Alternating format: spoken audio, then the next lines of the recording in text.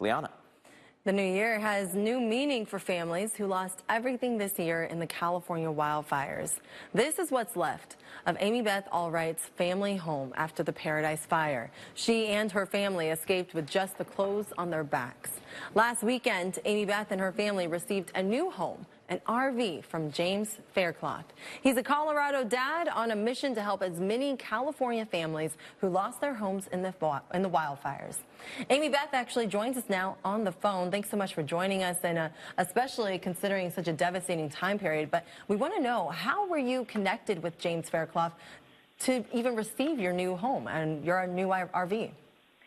My friend Shasta saw a post on Facebook on one of the campfire groups for survivors and reached out to him on our behalf, telling him about our experience and telling him that, you know, we were having a hard time finding a place. Housing is really, really hard to come by right now. And he responded to her email and then reached out to us. What has this meant to your family? What has it changed for you as we head into the new year?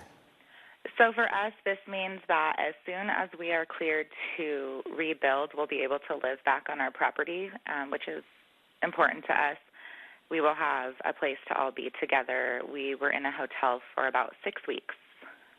Now, we've been hearing of so many harrowing stories from the fires. Now, we understand you've had your own harrowing experience where your son rescued his grandma from her house on a dirt bike. Talk to us about that. He did. So I was already at work, and my kids were all in Paradise, and my older three were with my ex-husband, and they were trying to get to his mother across town and couldn't because of the traffic. So they unloaded my 18-year-old's dirt bike, and he hopped on his dirt bike and rode down to his grandmother's house and put her on the back of his dirt bike to get her out. Wow. That is just incredible. You mentioned that it's important to you to be back on the property and back with the family all together instead of in a hotel. Have you been able to be back on the land? Have you returned there? Have you seen what's left, what isn't left? Tell us about what you found or didn't find. We have. So we've gone up probably half a dozen times. The first thing we saw when we returned, it was just my husband and I, was a birdhouse that our now 15-year-old made when he was 5. It was on the only tree on the property that did not burn. Huh. So that was really special to us. Not much survived. We found a couple ceramic pieces that friends had made for us. Our fireproof lock boxes did not survive. There's really not a whole lot to be salvaged. What about your neighbors? I mean, how have their experiences been going back? And have you heard any other stories that are similar to yours? So we actually have been lucky and got to see a couple of our neighbors when we returned. One of our neighbors actually had a classic truck that survived the fire with very little damage amongst all of, the destruction. A lot of our neighbors are saying they are also going to rebuild. We've heard from a couple who aren't.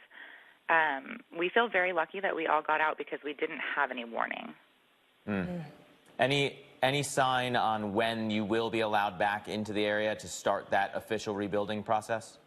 Right now we're in phase 1, which just means the EPA went through and marked hazardous items. The cleanup from FEMA is going to start. They're telling us between 1 and 3 years. Wow. It's a long process, but hey, you guys all made it out, which is the big news out of all of this. Yeah, Amybeth Ahl-Wright, thanks so much for sharing your journey, and best of luck to you and your family in 2019, especially along with so many others who were impacted by the Paradise Fire. That event, one of many, why people are ready to say goodbye to 2018. It was a busy year for Mother Nature, but will 2019 have a similar impact? Coming up, we're going to look at the outlook for the first week of January. All right, we'll be